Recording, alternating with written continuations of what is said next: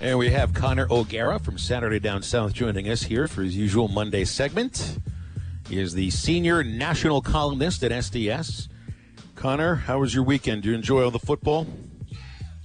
Gentlemen, I did, and, I don't think I'm as riled up as Arkansas fans, but if you start talking to me about Hawaiian rolls being overrated or something like that, then I think I'm going to get on that level. Wait a minute. Who said Hawaiian rolls are overrated? This changes the whole conversation. I can't get with the overrated Hawaiian roll. Sorry. No, I'm just saying hypothetically, if there are people out there who say that. I haven't come across these people just yet, but if they do sort of enter the Twitter sphere or something like that, I'm going to get very upset. So if anybody comments anything about Hawaiian rolls, we're just going to direct it at SDS O'Gara on Twitter. Okay. Well, I'll make sure we don't. I'll make sure we don't bring it up. I'll just talk football with you instead. Because he did put us on blast last week or last week or the week before, because we haven't heard of the, or me personally, what was the Chipotle knockoff that was in Florida? Yeah, Qdoba. Yeah, Qdoba. Yeah, and I thought you knew all the food. SmackDown. I know the good food. Connor, Razorback fans are pissed, and if you were to just look, I love doing the 365 days ago thing with this team. We've done it for 4 weeks now. 365 days ago, nobody cared. Nobody cared. So now everybody cares, and they're all pissed, especially at officiating for the targeting call on Jalen Catalon and a phantom non-recovery that we can't figure out. But I saw the reasons. I saw other reasons why LSU defeated Arkansas on Saturday. What did you see?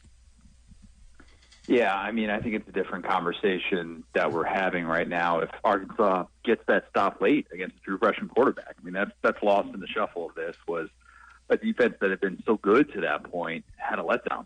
And, the 0 for 10 on third down, those are two things that, all right, Arkansas needs to be able to make those adjustments. That has nothing to do with the officiating at all.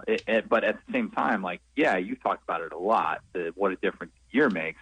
The fact that Arkansas is even in this position where it's getting upset over, a loss to the defending national champions is telling. It felt like a game that Arkansas was going to win. I watched that game thinking Arkansas was going to win the entire time. And it was just a weird game in a variety of ways, in part because of the officiating and in part because it felt like Arkansas kind of could do whatever it wanted in that game. Throwing the ball deep, Felipe looks phenomenal. And I thought, especially after Derek Stingley went down, okay, Arkansas is just going to keep doing this. And then that didn't necessarily prove to be the winning formula in the end. And Arkansas is left there with another frustrating down-to-the-wire loss. And I know there are a lot of Arkansas fans thinking, man, we could be 5-3 right now. But you still have to be super encouraged with the direction of the program and what you've seen week in, week out with this team. They were down to a handful of defensive linemen, really, and that might be the case against Missouri, too. And, we kind of opened the show with the thought here that, you can have the numbers that are necessary to play the game. It doesn't necessarily mean that you have to. Now, I'm not saying that Arkansas should go into Saturday and 2 days from now say, you know what, we're not going to play. But I think that there is the chance of that happening. But when Sam Pittman talks about this team, he talks about we go with who we have. So when I think of that, I think Arkansas is going to play Saturday against Missouri too. I like that approach, and I think that should be the mindset for Arkansas right now, because I think if they're able to field a team, heck, what do they have to lose at this point? And that's the thing, is that it's frustrating in the moment, and I'm not saying that fans shouldn't be frustrated with close losses when it feels like officials had game-changing calls that did not benefit them. Having said that, is 3-5 versus 5-3 or a game here or there really going to change anything with Arkansas this season? Not much, in my opinion. I think the foundation is still there. I think that they're still going to be set up to go to a bowl game in a year like this, when they said bowl eligibility is no longer up to just 6 wins. So I think that's something worth keeping in mind. But, it'll be interesting to see if this is an SEC Coach of the Year battle that we see this weekend against Mizzou, because this is a Mizzou team that has quietly gotten to 3 wins. And now there are 3 first-year coaches in the SEC who are sitting there with 3 wins. And while my vote would still go to Sam Pittman for SEC Coach of the Year, I think that is becoming more and more of a topic of conversation. Speaking to Connor O'Gara here on Halftime, Connor, do you think that conversation of Coach of the Year can potentially be decided this coming Saturday if the Missouri game still goes on as played and everything like that? Whoever wins that ball game might get the edge in the Coach of the Year vote? Yeah, I mean, and Lane, too, as well, is worth keeping in mind here. Like, if Lane somehow ends up with a 5-5 mark, that might be good enough for him, though, even though he came out on social media and tweeted out our story and said, no, don't make my campaign for SEC Coach of the Year. It belongs to Sam Pittman. So that tells you kind of, where some people in the league are still thinking about this award and how impressive it still is that Arkansas is even at this position where it's playing this weekend for a chance to get a fourth win. I think it's remarkable that both Mizzou and Arkansas are trying to play for a fourth win, given how much the deck was stacked against them coming into this year. But, yeah, I think there are a lot of people who will let that determine it. Sam Pittman has been successful so far against the year one coaches in the SEC, and if he can beat a third year one coach, I think that all but cements the award belongs to him. Let me throw a fly into the ointment in this Coach of the Year thing, and I'm not. Sam Pittman's done an incredible job. I'm not here to say otherwise.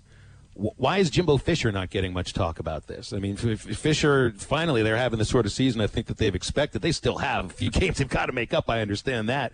It doesn't have to be the Nick Saban award every single year. I get that, but Texas A&M's number 5 in the country right now. Why does Jimbo Fisher not get some talk about Coach of the Year?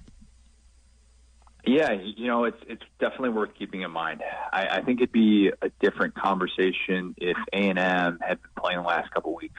I think these last 2 games getting postponed has sort of hurt some of the momentum and some of the conversation about them. But you're right. A&M is sitting there still with a chance to make the playoffs somehow, despite the fact that this is a team that was just decimated when it came to pass catchers coming into this year. And I had major questions about A&M after that loss to Alabama. And I'm thinking, this is year 3 with Jimbo. Like, let's stop with the excuses here. Guys recruited top 5 recruiting classes, and it doesn't seem to matter. They're not developing talent.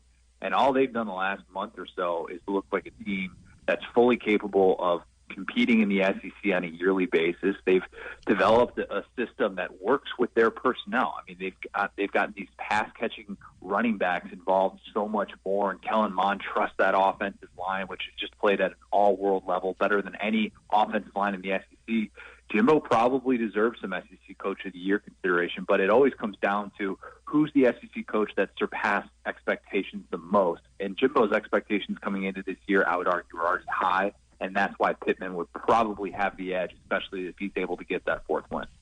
Real quick, Connor, before we let you go, probably the game of the week. Well, not probably, it is the game of the week. The Iron Bowls, the Iron Bowls this week, and I'm just curious because it seems like it's always a ball game. But do you think this year is it going to be a good competitive ball game, or where I'm leaning, the way Alabama beat Kentucky 63-3? I don't think this Iron Bowl is going to be close at all this coming Saturday.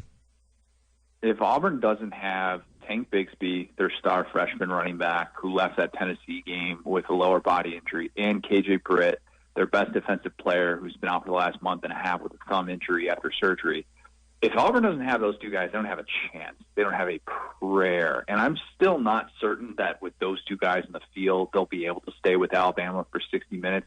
Like, we were talking about Alabama coming into this year and saying, wow, what an impressive feat it would be for any SEC team to go 10-0 and to run the table in this conference slate. But Alabama has beat every team by 3 scores so far. And Auburn looks like another team that is fully capable of beating by 3 scores.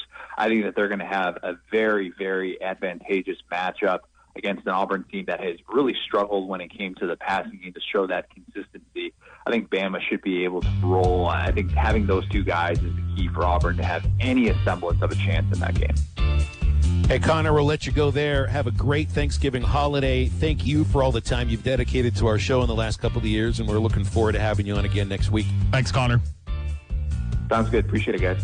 It's Connor O'Gara from Saturday Down South. And don't forget, you can go right now to hitthatline.com and enter to win up to $15,000 in free rent or mortgage for a year. That's right, up to $15,000 in free rent or mortgage for a year at hitthatline.com. Just click the free rent banner at the top of the page, leave your information, and we're going to pick a winner to be announced live on the Morning Rush on December 14th. You can enter now until December 14th at hitthatline.com. It's the Home for a Year sweepstakes, home free for a year sweepstakes, made possible by real estate agents Nick and Ellie Glidewell, Chambers Bank, and ESPN Arkansas. And we're back to wrap up the first hour with Jason Carroll next.